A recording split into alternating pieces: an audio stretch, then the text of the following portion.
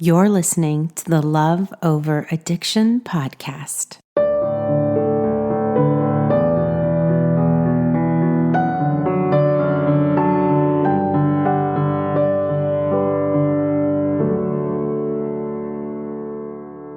Hey, how are you? Today we are going to talk about what it feels like to finally make the decision to leave. And you guys know, for years and years, we go through this mental mind game that is quite exhausting about whether you should leave or stay, right? I know I did for 10 years. Certain moments of the day, I was determined to leave. And then other moments of the day, I felt like I couldn't have been more in love and that everything was going to be okay and that leaving was the last thing I wanted to do. Now, you all know in this community, I will never, ever make the call that you should leave or you should stay. Here's the truth. You're an adult. You have a wonderful, intelligent mind. You are probably taking care of more than you should. So that's proof that you are capable of making really important, courageous decisions for yourself. I am not the expert on your life, nor do I ever pretend to be.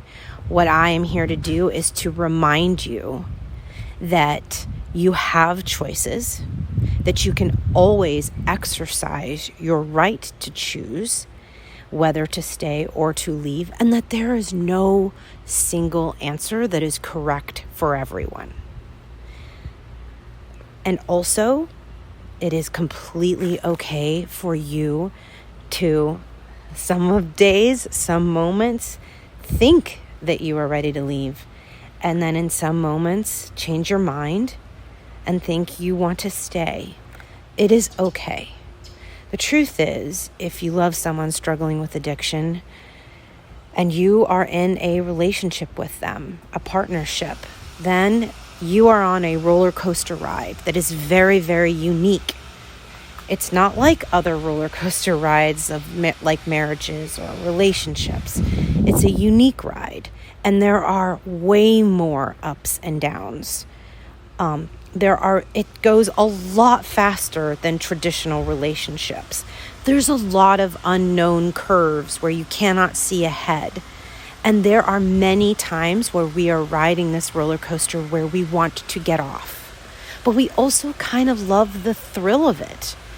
There's something very unhealthy in us, I think, that attracts us to these types of rides. And that is our work. That is where our healing needs to come in, is to ask ourselves, why did we agree to go on this ride? Whereas a lot of other people probably wouldn't have, right? What do we need to do to heal ourselves in this relationship in order to make a healthy decision about whether we should stay on this ride or get off? So what I always recommend is stay on the ride. If there's no physical or, serious type of abuse going on, give yourself a little bit of a break. Stay on the ride. There's no need to jump right to staying or leaving.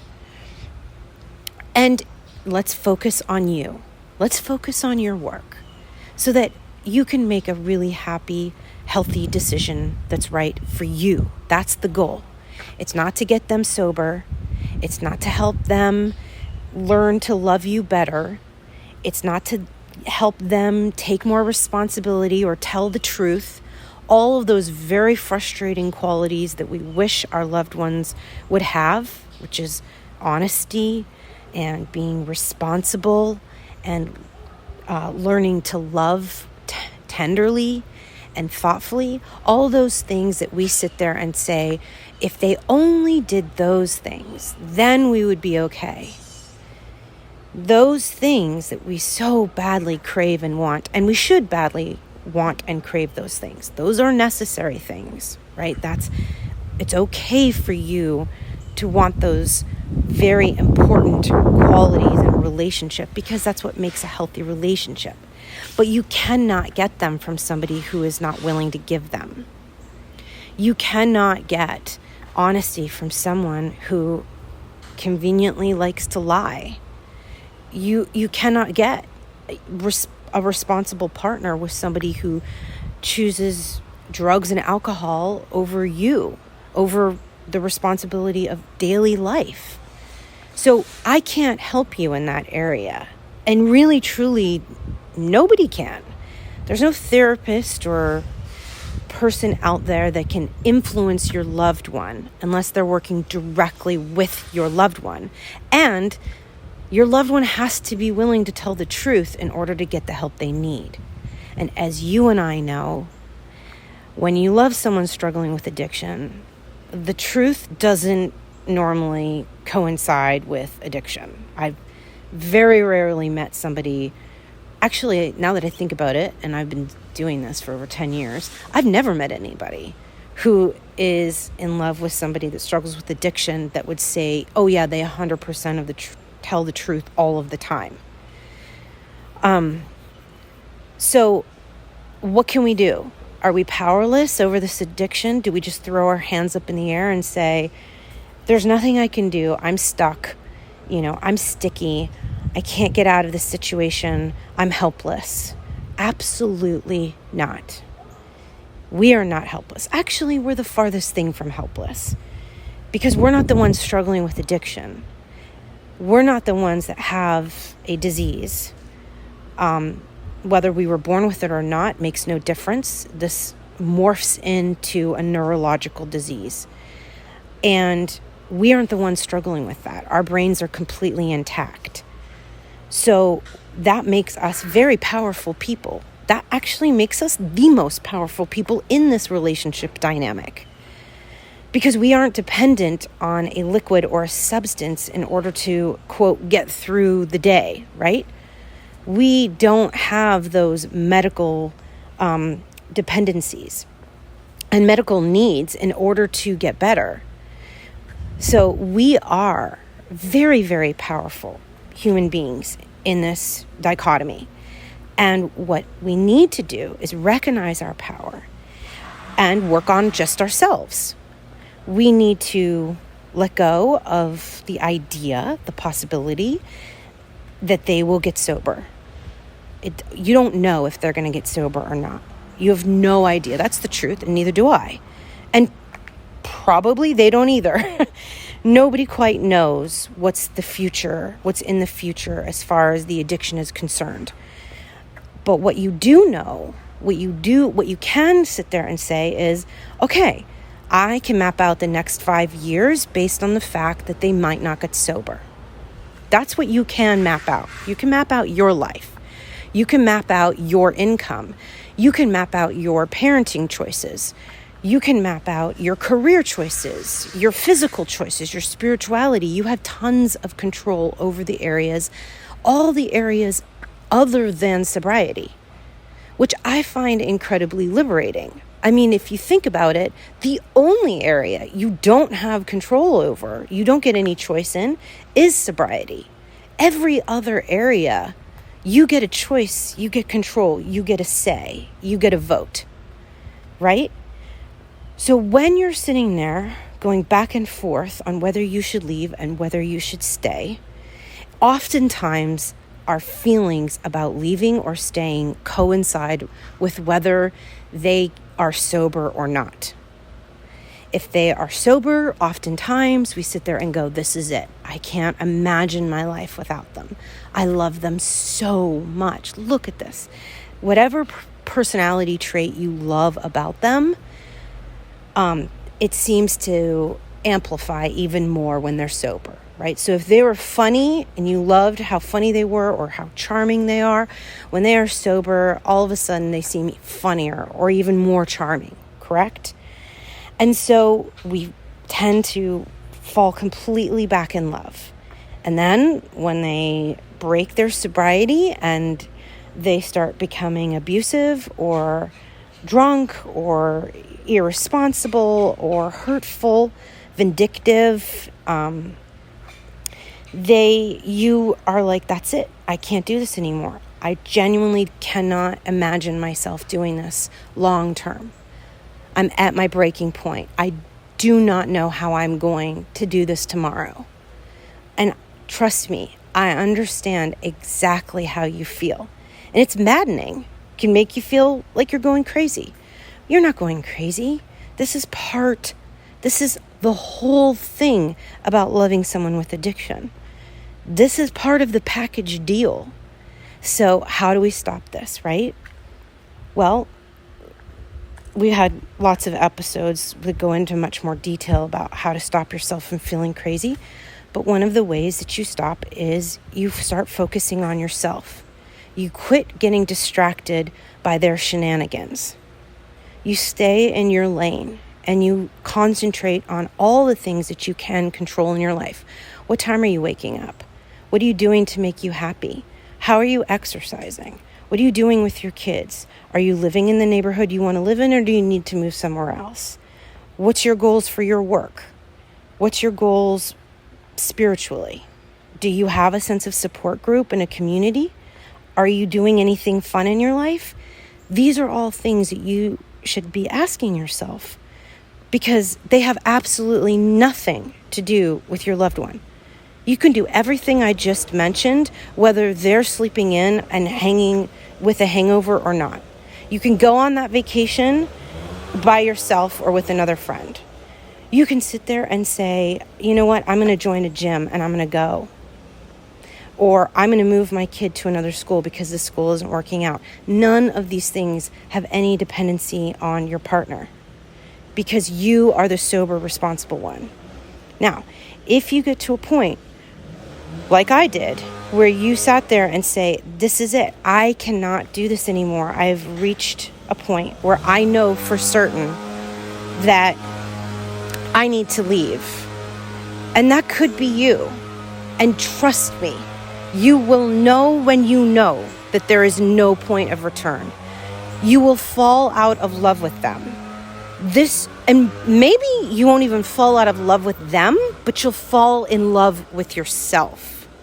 You'll fall in love with the possibility and the potential of your life instead of constantly, waiting and wondering when they're going to fulfill the potential of their life, right? It becomes about you, your future, your dreams. What do you want?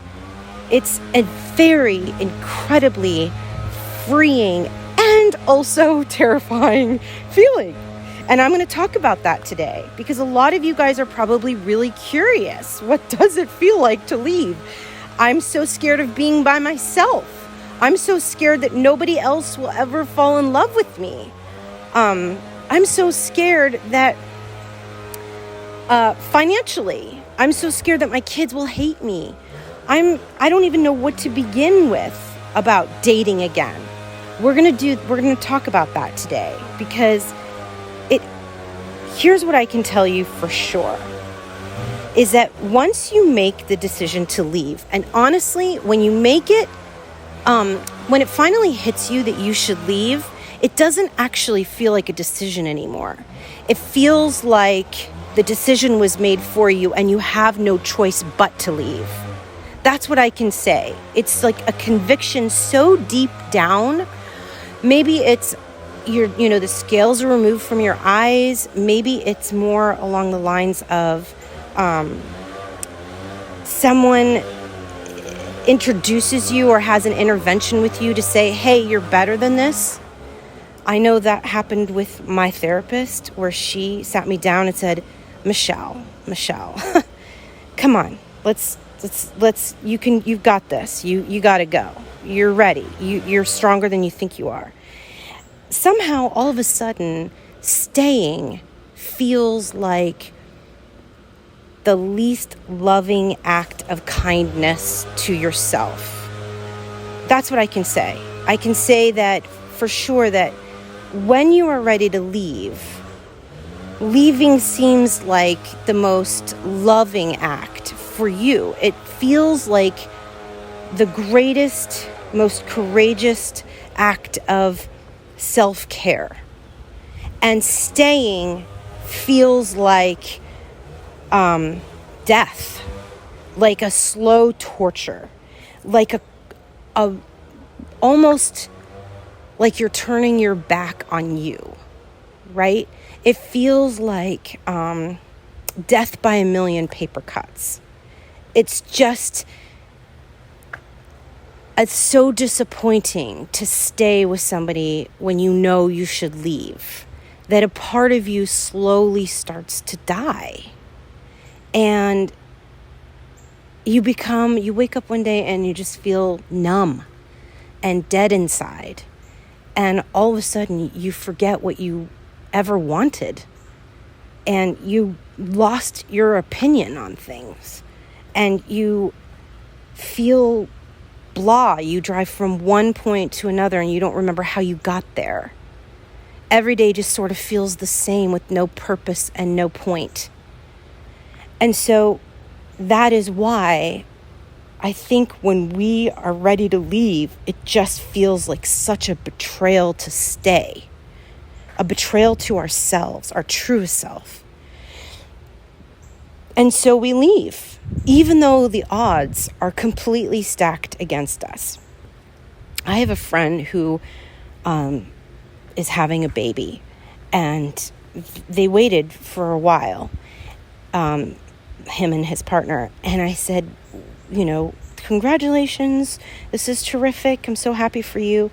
And the friend said, you know what my biggest regret is thinking that I had to have everything lined up in order to have the baby. I waited. I should have done this 5 years ago. But I thought I had to have my finances in order, and I had to live in the perfect house, and I had to do all of these things in order to enjoy and prepare a baby. This is what I'm saying to you, is that it's very similar. You think that you have to have your house lined up and the bank statements perfect, and you have to have the story ready to tell people in your neighborhood about why you're leaving, right? You don't. You don't have to have everything lined up in a perfect order in order for you to leave. What all you need is the idea that you cannot stay anymore.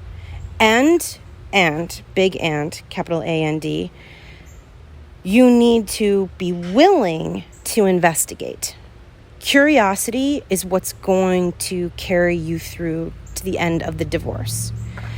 And what I mean by that, and I think, you guys, I'm so dyslexic. I spell everything wrong. I'm terrible at math. I get lost in the car all the time.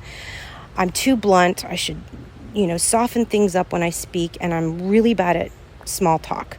But if there is one thing I love about myself, it is my curiosity. I think curiosity is a very underestimated trait. And what I mean by that is the willingness or the desire to gain knowledge. That's what, to me, curiosity is. Whether it's a conversation with somebody and you ask them questions, whether it's you're investigating something on Google, or going to a lawyer's meeting and sitting down and saying, okay, what are my options? Whether the curiosity is about your bank statement and your financial health, whether the curiosity is where you should live and going and driving around neighborhoods or looking at different schools for your kids. Curiosity is the willingness to gain knowledge. And in my opinion, particularly when you're loving someone struggling with addiction, knowledge is power. Knowledge is your power, because you're going from a place of, I don't know. I just handed over control over to this. I've just been a victim of addiction. I've just gone with the flow. You're stepping out of that kind of darkness, out of those labels, and you're saying, right, I am taking full responsibility for my future in all the areas, because I am a responsible, smart adult. So I am going to get informed, and I'm going to get knowledge about all the areas that I've neglected to put energy into, because addiction is so consuming and takes over your entire life. So you neglect all these areas for so long. So if you are curious, if you gain knowledge while you're leaving, you're going to be fine. Right? It's the people that I worry about that are the ones that say, Well, I don't know how much he owes me in child support because I don't want to upset him. I don't want to look at the bank statements. I don't want to pull my credit report. I don't want to set up a lawyer's appointment because I don't want to make him mad. How am I going to pay for that? Because he's going to see it on our bank statement. That's when I worry. Okay, so we need to make sure that you clearly understand when you choose to leave, your roles and responsibilities are about stepping into power and gaining all of the knowledge in all of the areas. And that can seem really overwhelming. You don't have to do it all at once. You don't have to sit there, for 4 months straight, every day, all day. But you do need to be willing to take your head out of the sand and say, right, what do I need to know about? It could be as easy as calling a realtor and setting up a couple appointments to go see some apartments that you want to live into. Getting knowledge about what neighborhood do you want to go to? How much is rent? How are you going to afford to leave? Could be knowledge about your job, putting your resume together and sitting there saying, okay, you guys, I had the worst resume ever, all right? And I was like, what am I possibly going to do to pay the bills? I didn't graduate college. I hadn't worked in 7 years because I had been raising my children. What did I have to offer? How was I possibly going to make this happen? But if you are willing to sit there and say, okay, I'm going to get on good old Google and I'm going to research jobs, right? What can I do? How much money can I make? That's great. That you'll find answers. The answers are out there waiting to be discovered by you. But no answers are going to come knocking on your front door, ring your doorbell and say, hey, heard you were looking for some answers. Here we are. No. You got to grab your keys, you got to get in the car, you got to grab a subway pass, get on the subway, and you got to go find those answers. And here's the beautiful thing. Once you decide to leave, finding those answers can feel like finding gold. They're like so empowering and invigorating because the belief system that you once had that you were, the belief system is, I'm stuck. All of a sudden, when you find those answers and you've worked hard to find those answers, you start to feel empowered. You start to think, oh, I have choices. I do have options. Maybe this can work. And then you start to grow really hopeful, right? And then you start to think, oh my gosh, why didn't I do this sooner? Now, don't beat yourself up for not doing it sooner because everything happens in your perfect timing. So, this is something to expect. And here's my only advice today. If you are listening to this and you're like, Michelle, I really don't anticipate myself leaving. That's okay. That's okay. There's nothing wrong. That doesn't make you weak. There's nothing wrong with you for not wanting to leave right now or ever. If you can be happy and you can get yourself situated in a really happy life with someone that deals with this, that's great. But here's what I'm going to say. Just in case, okay? Just in case. Why don't you just go out there and do a couple of these things? Why don't you just gain some knowledge about your finances? Perhaps entertain the idea of separate bank accounts. Why don't you, if you have a realtor friend, just go look at some apartments, just in case? Because what I know for sure is that backup plans are really, really important. Plan Bs help us feel more comfortable with Plan As. Does that make sense? And I'm going to tell you a little story about that. It's a very personal story, and it just happened to me. I was driving my daughter to move into college, and we had researched the bejesus out of colleges, flowchart it, graphed it, every website. But we got there, and I very quickly looked around and realized this was not a good fit, you guys. This was not a good fit for my daughter. And this is not me being harsh on anybody else, I promise. I'm not trying to be judgmental. But my daughter is a very unique girl. She's just my everything, and she's a gift. But I've raised my kids to think for themselves. I don't want my kids to just think that what I think or what I believe is best is what's best, because what the hell do I know? These guys are independent thinkers, and they're going to make mistakes, and I'd love for them to make the mistakes under my roof rather than and they will make mistakes when they're out of my roof, but you get it. So I took my daughter there, and I'm looking around, you guys, on the campus, and I'm seeing none of these girls look like my daughter.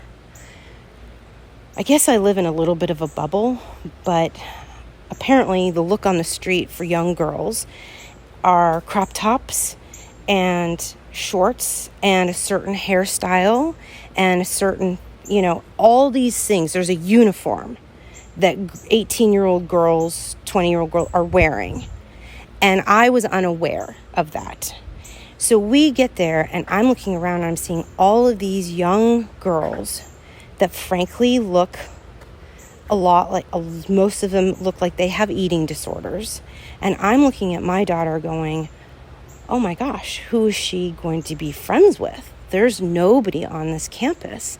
And when I say nobody, you guys, I looked for 3 days in all of the areas, and I found no freshmen that looked like my daughter. I actually found no diversity at all on this campus. There's no LGBTQs, there was no people of color, there's no people of ethnic backgrounds, and I just cried. I cried a whole lot because I was worried that my daughter would conform to something that she was not. And I worried that all of the values and morals that I had raised her with, to be an independent thinker, to not follow the crowd, to be courageous enough to stand on her own, that would be, I don't want to say punished, but that did not have a place on this campus. And it's a very small private school. So I didn't say anything because I did not want to influence her in any way whatsoever. But we were unpacking her dorm, and she looked at me and she said, Mom, I made a mistake. I don't think this is the school for me. And you guys, I said, oh my gosh, me neither. And we hugged and we cried so hard. We cried so hard. And then we said, okay, we're going to stick with this. We're going to see this through. This could be good. I'm sure these girls are lovely. And long story short, we tried. You guys will find this funny. When we moved her in to her roommate had posters, 10 posters of drugs, like mushrooms, marijuana. There's probably all sorts of different drugs, like illegal drugs. And I'm sitting here going, like, honestly, this is my worst nightmare. Are you kidding me? I did so much.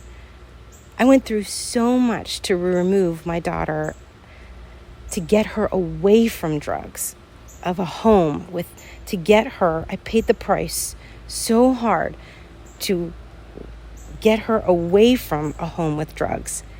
And now this roommate is clearly very interested and happily using drugs. And I'm supposed to make this her new home? And of course, I understand, you guys, there's drinking and drugs at every campus. I understand that. I'm not naive like that. I don't live in that big of a bubble. But I did go around and look at the other girls' dorm rooms, and there was nobody else with this kind of paraphernalia around, advertised right where Lauren is, my daughter's, supposed to look at. Like, no. Everything was just telling us it was wrong in our bones. It was wrong. And I don't know about you, but you might be in a relationship right now where you know in your bones it is wrong. It doesn't work anymore. It doesn't fit. This isn't a good match. You look around in your life and you can't see yourself anymore. You don't see yourself in anyone around yourself. That might be the way you're feeling when you love someone struggling with addiction.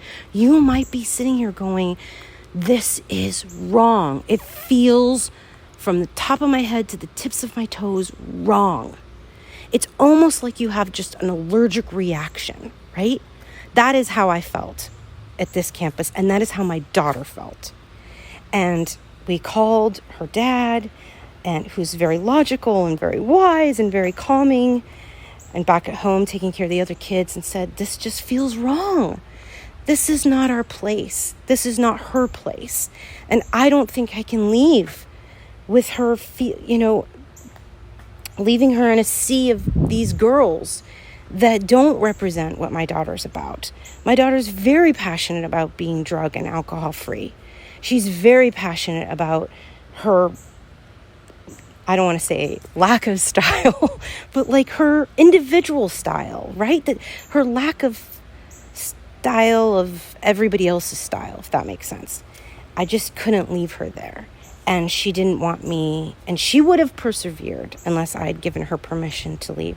So her dad, who I love and adore with all of my heart, you guys know he adopted her, said, go, leave, pack her up, let's do it. We'll find another fit. We'll find somewhere else. Let's get her out of there. And I'll tell you what, I have never been more in love with that man in my life, giving me and Lauren just a vote of confidence to do what we wanted to do, which is get out of something that felt so wrong. Sometimes that's what you guys need. And that's what I want to be for you. I'm not going to judge you if you stay, but I want to be the person to say to you, if it feels wrong, consider, entertain the idea that there is something better out there for you. There is a better fit. There is a better place where you can feel safe to be who you are, to be loved the way that you want to be accepted, to be cherished, right? So we packed up all of her things in her dorm, put them in the back of the car. I canceled my flight, got a rental car, and we drove home. And on our way driving home, there was a school that she had been accepted to that she did not want to go to because it's an art school, and she wanted to be responsible and she wanted to be reasonable and rational. So she convinced herself that going to a liberal arts school was more a better logical, better for job employment, right? Rather than following her heart and going to art school. So we got in the car and I said, Lauren, I love you. And you are so ridiculously talented. And every time I look around at you, you're drawing or you're painting. I mean, this summer she did a project building set designs with woodworking, for fun. You guys, for fun. I can't even begin to think about how that's fun, but she found it fun. I said, you got to go to art school. We got to believe in your dream. You got to go for it. So we actually toured the art school on the way home after a couple hours of 5 hours of being in the car. And I told them the story. And I said, I know we look like we're crazy, but you accepted her for this year. Is there any way that you can, reverse her decision? And they said, absolutely, totally, 100%. And they offered her a bunch of scholarship money, and she's going next week to art school. And this is what I'm sharing this with you, and I'm sorry if it's too much detail, but I'm sharing this with you because you guys find your right fit. Don't settle. If it doesn't feel right, don't force it. Don't convince yourself like my daughter tried to do. Well, it will get better with time. Well, I can just turn over in my bed and pretend not to look at those posters. This girl came in 3 nights in a row from the very first night from frat parties, drunk, at 3 a.m.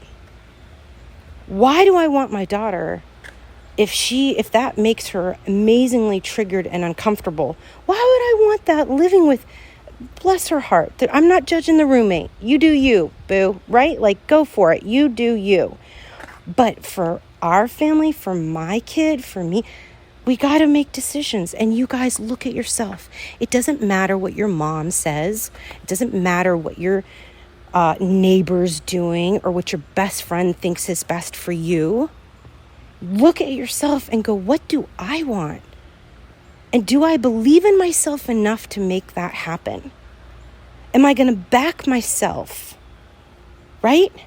Am I going to have the courage to back up the car, the trunk, and drive down the road and say, this is a life-changing moment for me. I am pivoting my entire life. And honestly, you guys, I am so grateful that we had this experience. I'm so grateful because how do you know what you want if you're not willing to risk what you don't want, right? I mean, that's what we discovered. We wouldn't have been able to make that decision about art school if we hadn't tried this school, liberal arts, and go, yeah, this isn't a good fit. Let's go for it. You guys, I want to be the one helping you pack up your trunk, driving you down the road, if you want that. If that's what you believe is right for you, I am here to be your friend, your mother, your whatever, to say to you, you guys, it's going to be okay. There is a solution. I promise you, just be curious. Be curious about your future. Dare to consider the idea, the possibility that there are solutions, that truly you're not really stuck. You're not. There's creative options out there. Even if you look at me and you say, Michelle, I can't move out because I'm broke. You guys, I was broke, had zero money, totally broke, didn't have a job. And you know what? I called shelters. There are organizations out there that will help women and men with their children get back on their feet. You really aren't stuck.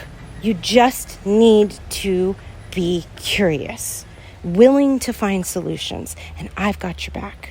I'm right here for you. Now, we are going to talk about being a single parent, which I know a lot of you really are curious about. What does that feel like? What does that sound like? And we also are going to talk in the future about the shenanigans with a capital S that they pull once you decide you're ready to go. Because trying to leave someone who has thrived in the ability to keep you under their control is hard work. I'm not going to lie. I'll never lie to you. I'll always tell you the loving truth. Even if it's hard, I'll be that person that sits there and tells you that. It's tough. I'm not going to lie. Because you're gaining your own control. You're not under addiction's control anymore. You're willing to say, no more. That's scary and that's tough for your loved one because they have thrived in the ability to keep you under their control. So we're going to talk about that too. But for now, I just wanted to let you know that you got options. You got options. You're not stuck, I promise. I'm here for you 100%, and I can't wait to talk to you next week. This podcast is created for your support, encouragement, and entertainment with my personal thoughts and beliefs. We are bonded together by the fact that we love someone suffering from addiction. This is not intended as a substitute for therapy or advice from a professional.